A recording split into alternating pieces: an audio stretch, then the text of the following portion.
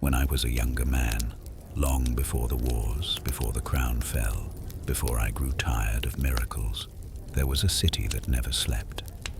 They called it Veloria, a place where the rich sold their honor, the poor sold their bodies, and the clever sold secrets.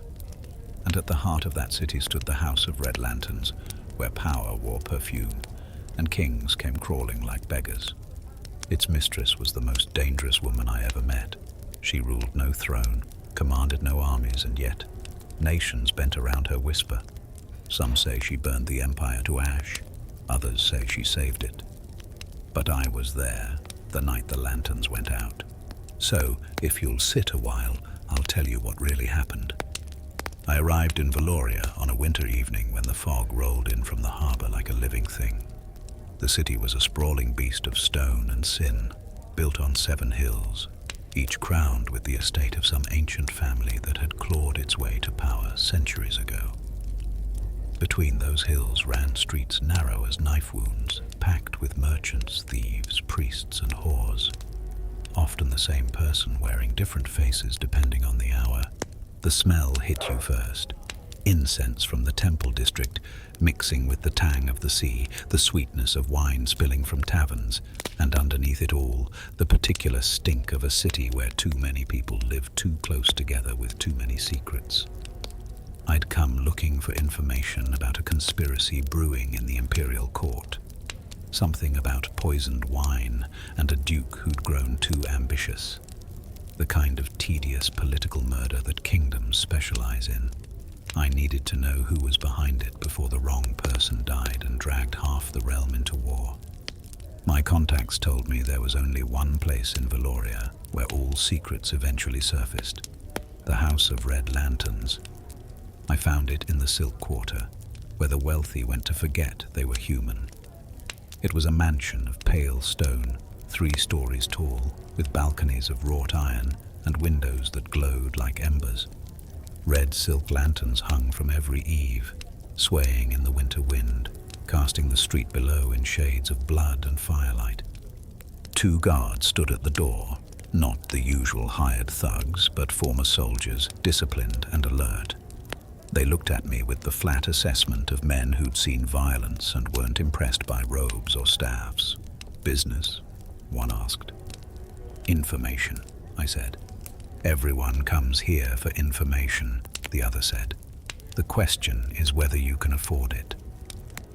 I produced a gold coin, not imperial currency, but something older, stamped with a symbol most people wouldn't recognize.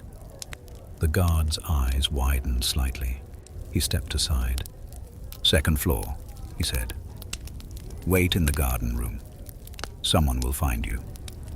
Inside, the house was quieter than I expected. Soft music drifted from somewhere above. A harp played with skill. The air smelled of jasmine and sandalwood. The walls were hung with silk in deep reds and golds, and the floors were polished wood that gleamed like dark water. A woman in a jade-green dress appeared from a doorway. She was perhaps 30, beautiful in the way that comes from confidence rather than youth, with dark hair pinned up and eyes that measured me in a single glance. "This way," she said, her voice cultured, educated. Not the rough accent of the docks, but the precise diction of someone who'd been trained to speak to nobles. She led me through corridors lined with closed doors. Behind some, I heard laughter. Behind others, quiet conversation. Once, I heard weeping, though whether from grief or pleasure I couldn't tell. The garden room was a small courtyard open to the sky, with a fountain in the center and trees in massive pots, somehow kept green despite the winter cold. Lanterns hung from the branches, and cushioned chairs were arranged around low tables.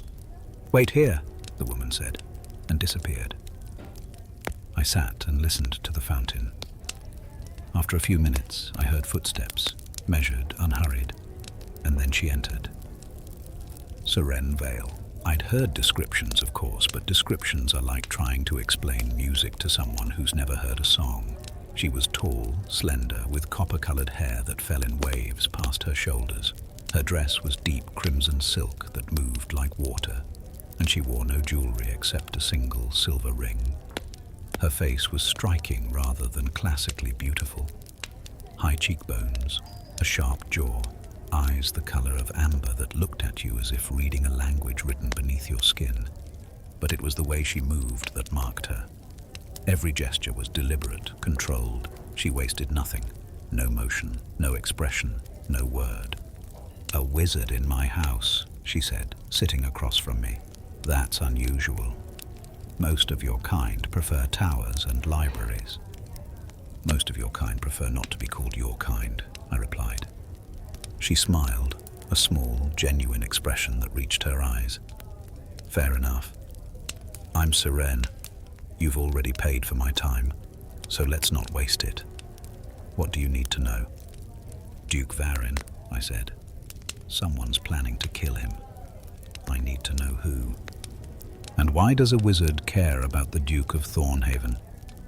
"Because if he dies, his brother inherits, and his brother believes mages should be burned as heretics. I'm motivated by self-preservation." She nodded slowly.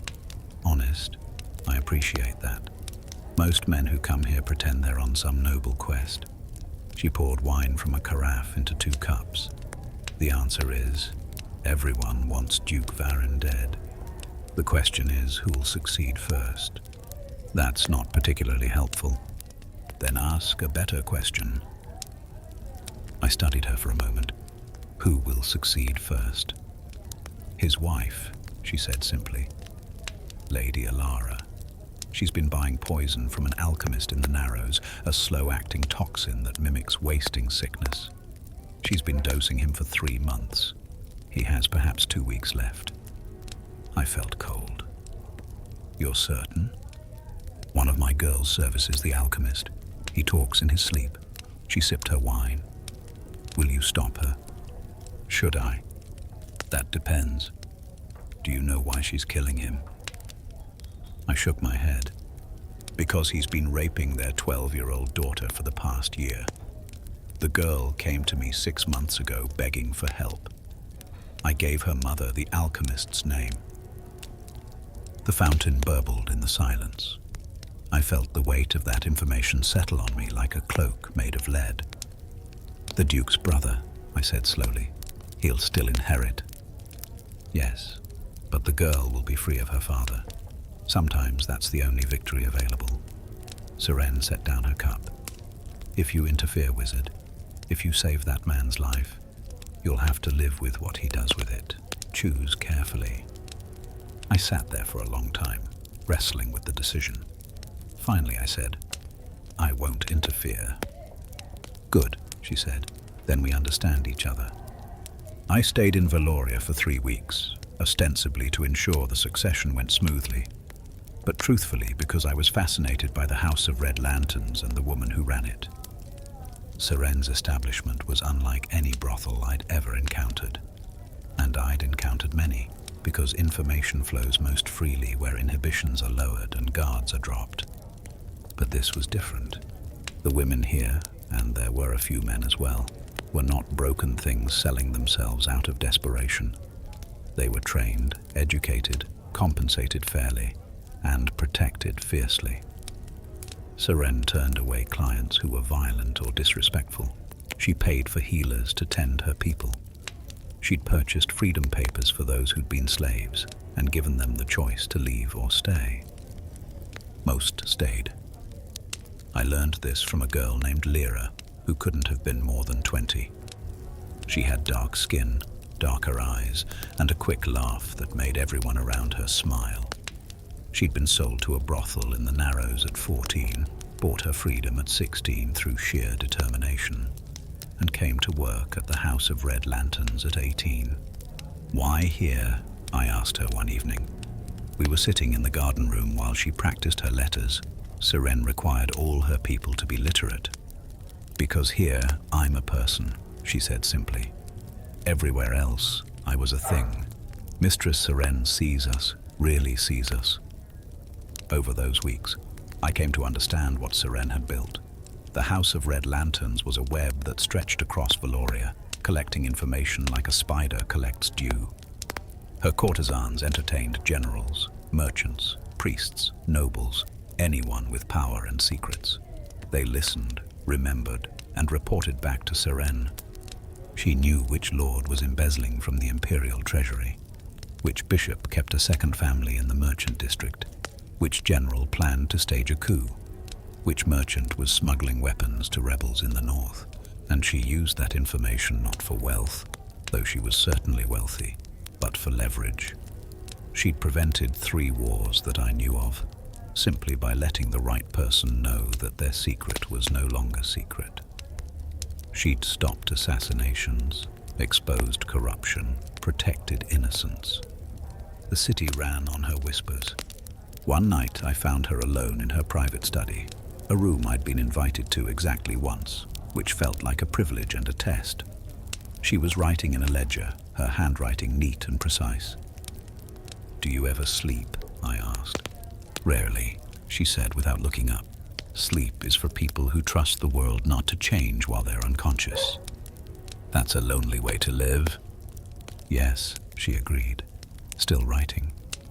"But loneliness is the price of control." I learned that early.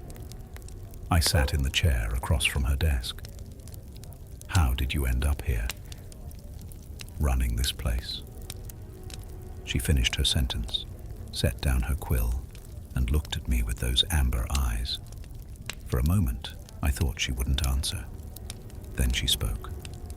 "I was born in the Narrows. My mother was a washerwoman. My father was whoever paid for her that week. I was 11 when she died of fever, and I became property of the brothel owner she owed money to, because apparently debts passed to children in this enlightened empire."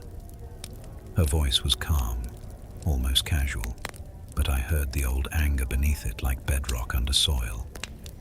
"I spent 5 years in that place, learning that men with power will take what they want and call it their right. Learning that the law protects those who make it, and no one makes law for girls from the Narrows. Learning that the only power I would ever have was the power I took for myself." She picked up her wine cup, swirled it gently. "When I was 16, the brothel owner died. Heart failure, though the healer seemed surprised by how sudden it was. I may have had something to do with that. I took his ledgers, his contracts, his blackmail material, and I built something new. Something where the power flowed upward instead of down, where we controlled the information instead of being crushed by it. And you've been doing this for 14 years, she said. 14 years of keeping this city from tearing itself apart. 14 years of being invisible while holding everything together. Do you know how many statues there are in Veloria, wizard? Hundreds. Kings, generals, saints. Not one woman who wasn't a queen or a martyr. Not one person from the Narrows. History is written by people who can afford scribes." I nodded slowly. "You could leave. Take your wealth and go somewhere you're not invisible. And let this city burn." She smiled, but it didn't reach her eyes. "I built this web, wizard. I'm responsible for it. You don't walk away from responsibility just because it's heavy." Duke Varin died 2 weeks later, just as Seren had predicted. His wife claimed he'd been ill for months. The succession passed to his brother with minimal fuss. The daughter disappeared. Seren arranged for her to be taken to a convent in the mountains, far from politics and memory. I prepared to leave Veloria, feeling I'd learned what I came for, and more besides.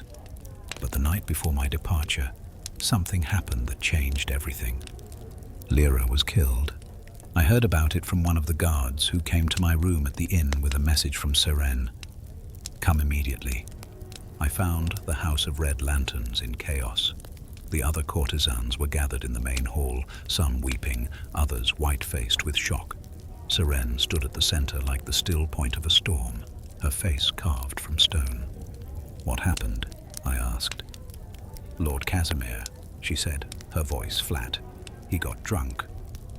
Lyra was attending him. He started talking about the coup, about moving troops without the Emperor's knowledge, about bribes to the city watch. She listened because that's what she was trained to do, and he realized she was listening, so he killed her. Where is he now? Gone. Back to his estate, protected by guards and the Emperor's favor. Untouchable. I looked around at the women, at their grief and rage and fear. What will you do? Seren was quiet for a long time. When she spoke, her voice was careful, measured. Nothing. Nothing. If I move against him, he'll destroy this place. He'll have us all arrested on false charges, or he'll simply burn the house to the ground and claim we attacked him first. One girl's life, even Lyra's life, isn't worth the collapse of everything I've built, everything that protects all the others. She turned to face me fully. Do you know what the most evil thing about power is, wizard? It makes you do evil things in service of good. It makes you weigh one life against many and choose the many, even when the one was precious, even when the one was... Her voice cracked just slightly. I have to choose silence, because silence is survival. I watched her walk away, her back straight, her head high, every inch the mistress of the House of Red Lanterns. And I knew I was watching something break inside her that would never fully heal. I left Veloria the next morning, but I couldn't leave the image of Lyra's death behind. It followed me like a shadow, a reminder that even the cleverest webs can't catch everything, and sometimes the price of maintaining power is watching the innocent die. 5 years passed. I traveled, studied, grew older and perhaps wiser. I heard news from Veloria occasionally, the usual intrigues, the usual scandals. The House of Red Lanterns continued to thrive. Seren's legend grew. Then the Emperor died. He'd been old, his death expected, but he'd left no clear heir. 3 sons, all with claims, all with armies. The realm held its breath, waiting to see which way the wind would blow. I was in the north when I heard the news. Veloria was burning. I traveled south as quickly as I could, driven by something I couldn't name, dread, perhaps, or responsibility, or simply the need to know.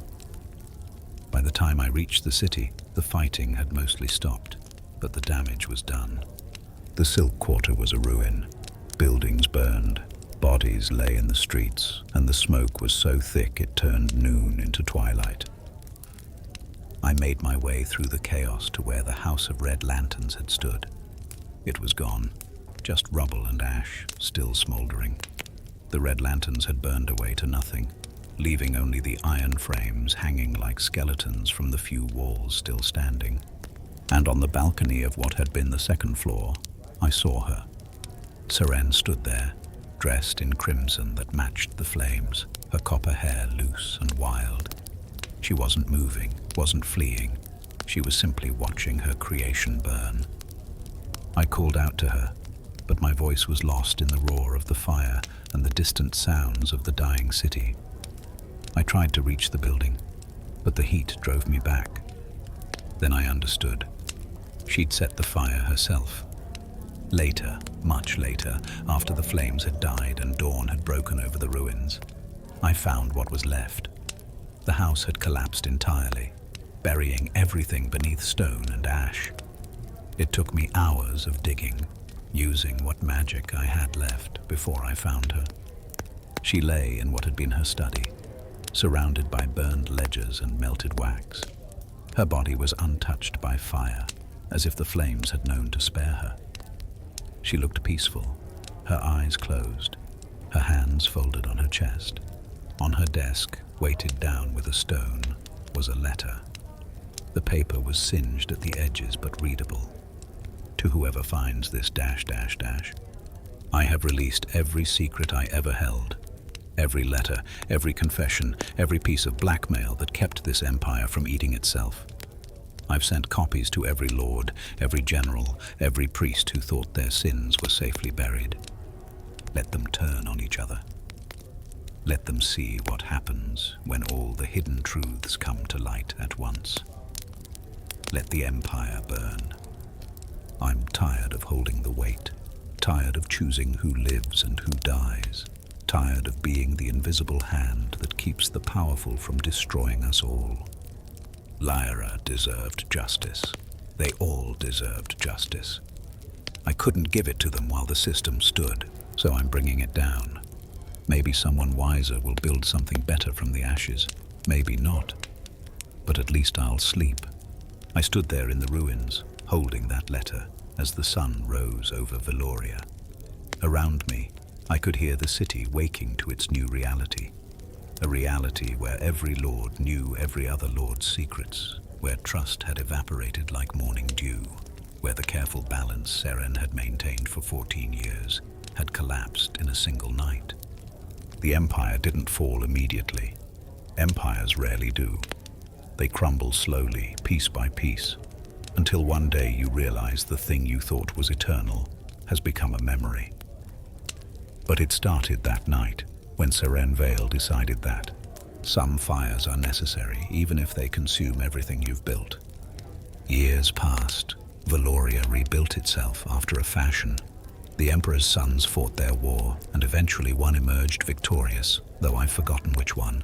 It doesn't matter. Empires rise and fall like tides, and the names of kings are just foam on the water. But I never forgot Seren, or the House of Red Lanterns, or the lesson she taught me about power and responsibility, and the moment when you decide you've carried the weight long enough. I returned to Veloria one last time, a decade after the fire. The Silk Quarter had been rebuilt, though it was quieter now, less grand. In the place where the House of Red Lanterns had stood, someone had built a tavern, modest, unremarkable. But outside, hanging from an iron hook, was a single red lantern. I went inside. The tavern was warm, clean, busy with evening customers. Behind the bar was a woman perhaps 30 years old, with dark skin and darker eyes. She looked up when I entered, and for a moment I thought I saw Lyra. But no, this woman was too young, and Lyra was long dead. "Can I help you?" she asked. "Just passing through," I said. "That lantern outside, does it mean something?" She smiled. "It's a memorial. For the woman who used to own the house that stood here, the Mistress of Red Lanterns. My mother worked for her. Said she was the best woman she ever knew. Saved her life more than once." "Your mother?" "She left Veloria the night of the fire. Mistress Seren gave all her girls money and letters of introduction, told them to scatter and start over. My mother went south, opened a shop, met my father. She died last year, but before she did, she told me to come back here, to keep one lantern burning so people remember." I felt something tighten in my chest. Remember what? The woman picked up a small book from beneath the bar, old, leather-bound, the pages yellow with age. "These," she said, opening it. Inside were poems, written in elegant script. "Mistress Seren wrote these. My mother saved them from the fire. They're about the girls who worked for her, their stories, their lives, so they wouldn't be forgotten."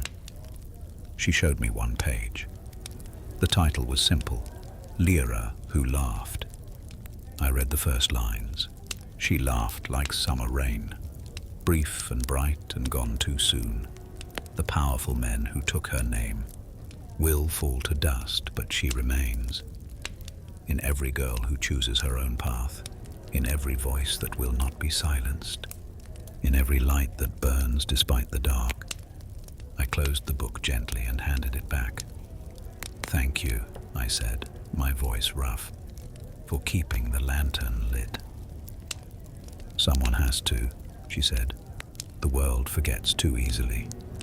Especially forgets women like her, the ones who held things together from the shadows. History doesn't write their names, so we have to." I left the tavern and stood in the street for a moment, looking up at that single red lantern swaying in the evening breeze. The city moved around me, Merchants closing their shops, workers heading home, children playing in the last light of day. Veloria would never know the truth of what Seren Vale had done. They'd remember her, if at all, as the woman who burned the Empire. The dangerous courtesan who chose chaos over peace. But I knew better. She'd held an impossible weight for as long as she could. She'd protected the powerless while navigating the powerful. She'd made terrible choices because all her choices were terrible.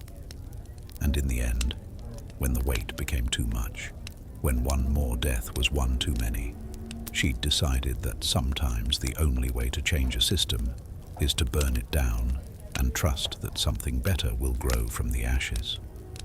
Was she right? I don't know. I'm just a wizard. I understand magic, not empires.